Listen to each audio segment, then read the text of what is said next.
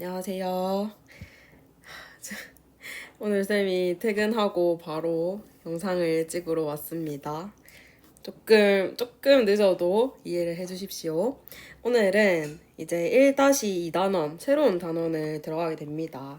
1-2단원이니까 제목을 한번 읽어보면 원자의 변신, 이온 이렇게 나오죠. 원자라는 것은 우리가 이때까지 배웠습니다. 맞죠? 물질을 이루는 기본 입자를 원자라고 했고 원자 말고도 또 새롭게 배운 개념이 있었어요. 일단 첫 번째 원소라는 걸 배웠고 그다음에 원자 있었고 그리고 분자 이런 것도 배웠죠. 이 세 개가 조금 비슷해 보이지만 굉장히 다르다는 점. 그걸 잘 알고 있어야 되고, 이 세 개의 정의도 다 각각 잘 알고 있어야겠죠. 이 원소의 정의가 뭡니까? 물어보면은 바로 물질을 이루는 기본 성분입니다. 하고 튀어나올 수 있도록 그렇게 공부를 해 주십시오. 근데 이 원자가 다른 형태로 변신을 할 수 있답니다. 그 변신한 형태의 이름이 이온이래요. 이온의 형성 과정을 한번 모형을 그려보고 그리고 이온식으로 표현을 해보도록 하겠습니다. 일단 우리가 원자를 배웠으니까 원자의 전기적 성질을 한번 복습을 하면서 넘어가 볼게요. 원자는 전기적으로 중성이죠, 중성. 그 중성이라는 것을 이제 증명하기 위해서 원자핵이 어떻고 전자가 어떻고 이런 것에 대해 얘기를 해볼 겁니다. 자, 원자를 구성하는 원자핵은 어떤 전하를 띠죠? 그쵸, 원자핵이니까 양전하를 띈다. 또는 뭐 플러스 전하를 띈다 해도 됩니다. 그 다음에 전자는 전하를 띈다. 마이너스 전하를 띈다 라고 해도 돼요. 그리고 전자 한 개의 전하량은 마이너스 1이다. 이거 헷갈리면 안 된다고 했죠. 전자 한 개당 마이너스 1이다. 그래서 전자는 총 전하량으로 따질 때는 뭐 마이너스 2다, 마이너스 3이다, 마이너스 6이다 쭉쭉쭉 갈 수 있지만 전자의 전하량을 물어보면 무조건 마이너스 1이라고 해야 됩니다. 전자의 전하량은 마이너스 1입니다. 그리고 두 번째 성질, 한 원자에서 원자핵이 띠는 것은 양전하이고 전자가 띠는 음전하의 총량이 같다. 그래서 양전하의 총량과 전자의 음전하의 총량이 같기 때문에 원자는 정기적으로 중성이다. 그래서 양전하가 뭐 예를 들어 리튬이다라고 예를 들어보면은 양전하는 플러스 3이죠. 그리고 전자는 마이너스 3이 아니라 전자 한 개는 마이너스 1인데 이 마이너스 1짜리 전자가 3개 있는 거죠. 그래서 음전하의 총량이 마이너스 3이 된다. 그래서 플러스 3, 마이너스 3 해서 결국에 전하량은 0이다. 따라서 중성이 된다. 이렇게 설명했습니다. 근데 마지막에 이거는 이제 또 처음 보는 걸 거예요. 한번 별표 쳐놓고 볼게요. 전자 중 일부는 다른 원자로 쉽게 이동할 수가 있습니다. 자, 전자가 쉽게 이동할 수 있다라고 해요.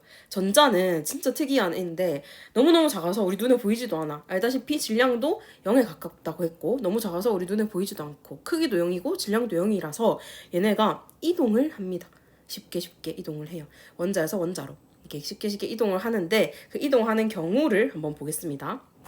여기 보자. 전자의 이동 오른쪽에 나와 있어요. 정기적으로 중성인 원자가 양이온이나 음이온이 될 때, 그러니까 이온을 만들려면 원자핵의 플러스 전하량은 변하지 않는다. 따라서 적어놓을게요. 원자핵은 이동한다, 안 한다?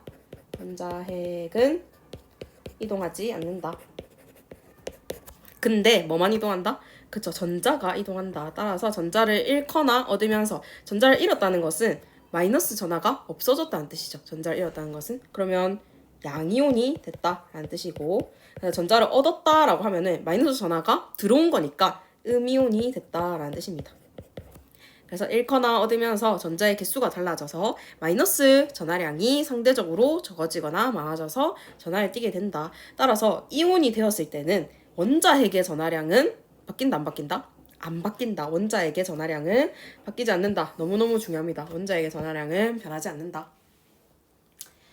그러면 한번 이온들에 대해서 좀 살펴볼게요. 이번에 이온의 정의와 종류 이렇게 나와 있습니다. 이온은 정기적으로 검정색으로 할게. 정기적으로 중성인 원자가 전자를 잃거나 얻어서 전하를 띠는 입자가 됐다. 이 전하의 종류는 두 가지가 있다 했죠. 양전하이거나 음전하이거나. 양전하를 띠는 입자면 양이온, 음전하를 띠는 입자면 음이온 이렇게 부릅니다. 여기 나와 있네. 양이온은 정기적으로 중성인 원자가 전자를 어떻게 쓸까? 그치. 전자가 마이너스 전하잖아. 그러면 플러스를 띠려면 전자를 얻어야 돼, 잃어야 돼? 그치, 잃어야겠죠. 맞죠? 전자를 잃어야 플러스 전하를 띠겠죠. 잃어서 양전하를 띠는 입자를 양이온이라고 하고 정기적으로 중성인 원자가 전자를 마이너스 전하를 그쵸? 얻어서 전하를 띠는 입자를 음이온이라고 합니다. 됐죠? 음이온은 마이너스 전하를 띠는 이온이다. 그리고 이 이온도 우리가 이때까지 봤듯이 화학식, 분자식 뭐 이런 거 기억나죠? 이온도 이온식이라는 게 있습니다. 당연히 원소 기호를 사용하고 원소 기호 제가 저번에 설명할 때 이렇게 네모 해놓고 뭐 여기 두 개의 원소의 정보를 담을 수 있고 여기도 원소의 정보를 담을 수 있다고 했어요. 근데 양옆에 보면은 왼쪽에 두 개는 필요가 없다고 했습니다. 우리 지금 과정에서. 근데 오른쪽 두 개는 중요하다 하면서 내가 여기 위에 전하량을 표시한다라고 설명해 준 적 있어요. 전하량을 표시한다 라고 했었죠. 그래서 오른쪽 위에 이온이 띄고 있는 전하의 종류와 잃거나 얻은 전자의 개수를 함께 나타냅니다. 그래서 예를 들어서 이런 거예요. 내가 전자를 얻었으면 마이너스 전하를 띄겠죠.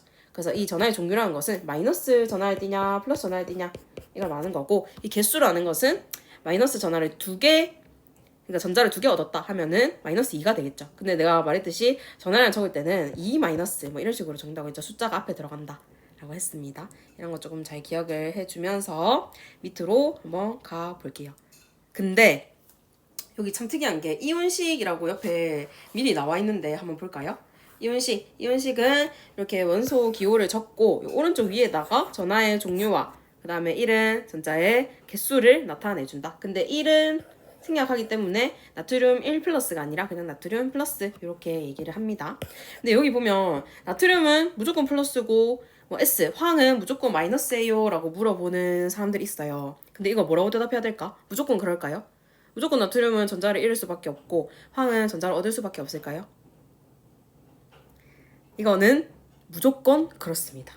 이 법칙에 대해서는 이제 주기율표라는 것을 다시 한번 펼쳐보면 되는데, 주기율표를 빈 공간이 있으면 살짝 그려볼게요. 어떻게 그리냐면 간단하게만 그릴 겁니다. 간단하게만. 자, 이렇게 20개까지만 그려볼게요. 이렇게 그려보겠습니다. 이 정도면 되려나? 쌤도 이렇게 조그맣게 처음 그려보네. 자, 이렇게 그릴 수 있고 이렇게 줄을 또 나눠볼게요. 줄을 나눠야 주기율표가 되니까. 엥? 너무 못 그렸는데? 미안해요. 다시 그릴게요.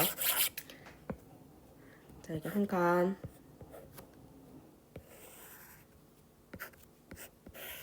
아, 나 이런 거 진짜 그리는 거 너무 강박 있어가지고 좀 예쁘게 잘 그리고 싶다 라고 생각해도 너무 못 그리죠? 오케이. 요 정도만 합시다. 요 정도만 합시다. 점점점. 너무 많이는 필요 없고 이렇게만 대충 그려볼게요. 한번. 자, 여기서 우리가 주기율표에서 봐야 되는 중요한 것들이, 제가 저번에 수업 시간에도 말했듯이 뭐 금속 원소라는 게 있고 비금속 원소라는 게 있다 이렇게 말했었죠. 자, 금속 원소는 주기율표의 어느 부분에 있는 원소죠? 그쵸. 주기율표를 기준으로 해서 금속 원소라고 하면은 이 왼쪽에 있는 애들을 금속 원소라고 합니다. 반대로 비금속은 그쵸. 이 오른쪽에 있는 애들을 비금속이라고 한다 했죠. 맞죠? 주기율표 다시 크게 보면 이렇게 나눌 수 있죠. 얘네가 금속, 그리고 나머지 얘네가 비금속, 이렇게 크게 볼 수 있다. 근데 우리는 1번에서 20번까지만 볼 거니까 걔네로만 한번 살펴볼게요. 자, 원자번호 1번인 원소는 수소입니다. 수소. 그 다음에 2번이 헬륨, 그 다음 리튬, 베릴륨 뭐 등등등 나오고, 그 다음에 쭉쭉쭉 가다가 이게 내가 좀 잘못했네. 너무 잘못한 게 많네요. 마음이 급해가지고 이렇게 할까? 점점점. 자, 이렇게 가다가 쭉쭉쭉 가다가 질소, 산소, 플로린, 네온 이렇게만 적을게요. 괜찮죠? 그 다음이 나트륨, 마그네슘 쭉쭉쭉 가다가 질소 밑에 뭐 있는지 아십니까 혹시? 맞아요. P, 인이죠. 그 다음이 황, 그 다음이 염소, 그 다음이 아르곤, 마지막 칼륨, 칼슘 이렇게 있습니다. 주기율표 대충만 그려봤어요. 중간에 생략한 것은 안 그려도 됩니다. 몰라도 되니까 안 그린 거예요. 완전 몰라도 된다는 건 아니고 이 설명할 때 몰라도 된다는 뜻입니다. 근데 이렇게 나눠봤을 때 요거 얘네들을 금속이라고 합니다. 금속이라고 해요. 그리고 나머지 얘네들을 비금속이라고 합니다. 비금속. 금속과 비금속을 나누는 이유가 여기서 드러나요. 금속과 비금속을 나누는 이유. 근데 여기 비금속이라고 친 거 중에 헬륨 그리고 네온, 아르곤 얘네들은 안정한 애들이고 이 자체로 기체로 존재할 수 있기 때문에 얘네들은 취급하지 않습니다. 알겠죠? 이 맨 마지막 이 세 개는 신경 안 쓰셔도 됩니다. 요 5개만 보고 비금속에 대해서 얘기를 하는 거예요. 자, 여기 보면 주기율표가 이 한 줄이 얘네가 비슷한 성질을 갖고 있다 했다 얘가.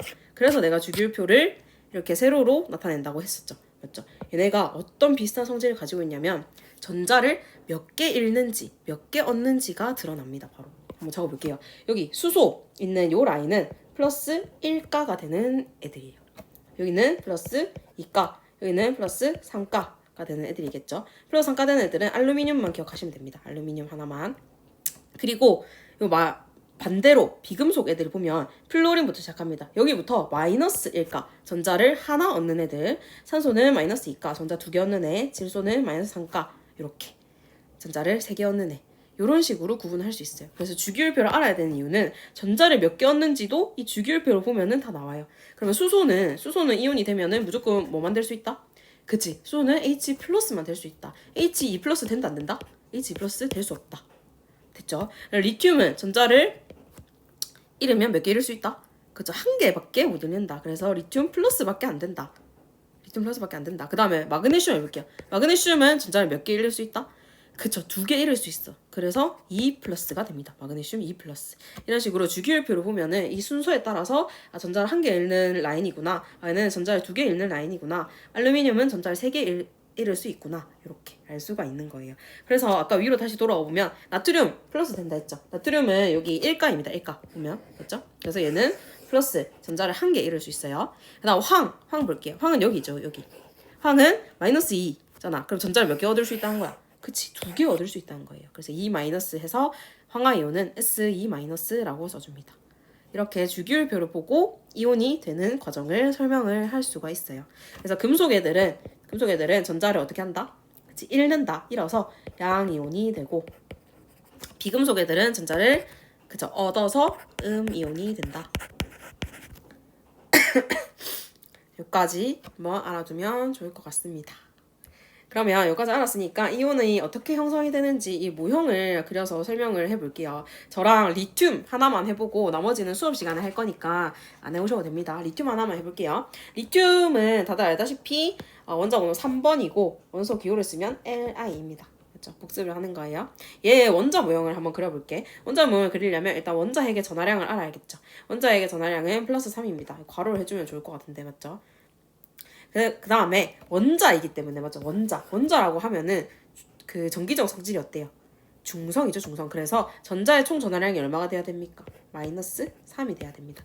그래서 원자핵과 전자 총 전하량을 합친 것이 0이다. 즉 중성인 원자이다. 원소 기호는 아까 Li 했으니까 적읍시다. Li.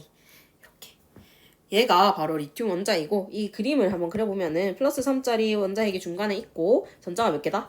그쵸, 이렇게 3개가 규칙적으로 떠다니는 모습을 그려주면 되겠죠. 그리고 이제 이 리튬이 이온이 되었을 때의 모형을 한번 그려보자 이겁니다. 리튬 같은 경우는 아까 말했듯이 몇 가고 그치, 플러스 1이 되는 애죠. 플러스 1이 되는 애. 그래서 얘는 전자를 몇 개 잃을 수 있다? 맞아요. 1개 잃을 수 있습니다. 1개 잃을 수 있어요. 그러면 전자를 1개 잃은 모형을 한번 그려봅시다. 나머지는 다 똑같고 전자만 잃는 거예요. 나머지 다 똑같아요. 그러면 원자핵 처음에 플러스 3 있는 거 그대로 맞지? 전자만 하나 잃었으니까 전자 3개에서 2개로 바꿔줍니다. 이렇게 이온의 모형을 그릴 수 있고, 그러면 원자핵의 전하량, 그 다음에 전자의 총 전하량 한번 각각 적어볼게요. 원자핵의 전하량은 그대로니까 플러스 3 이겠죠. 그대로입니다. 그대로 이게 저 안 적어놓으면 또 모르니까 그대로 해줘야 돼요. 원자핵은 안 바뀝니다. 절대로. 근데 전자는 총 전하량이 얼마 된다? 그치, 전자 2개, 1개 잃어서 2개가 됐으니까 마이너스 2가 되겠죠. 마이너스 2. 그러면 이 이온의 전하량은 얼마가 됩니까? 플러스 3과 마이너스 2 더하면 얼마입니까? 그렇죠. 플러스 1이 되죠. 플러스 1.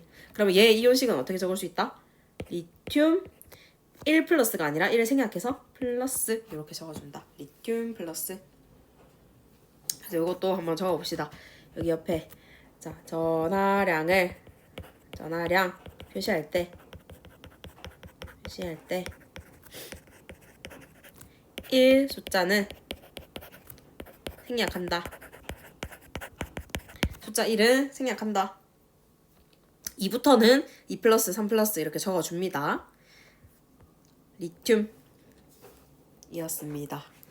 별로 어렵지는 않죠. 나머지 이제 이온이 되는 애들, 마그네슘이라든지 뒤에 있는 음이온, 플로린, 산소 이런 애들은 이제 내일 수업 시간에 오면은 다 같이 한번 해볼게요. 그리고 이거 해보고 나서 이제 이온의 이름들이 있는데 이름들도 다 같이 알아보도록 합시다. 오늘 너무 고생하셨습니다.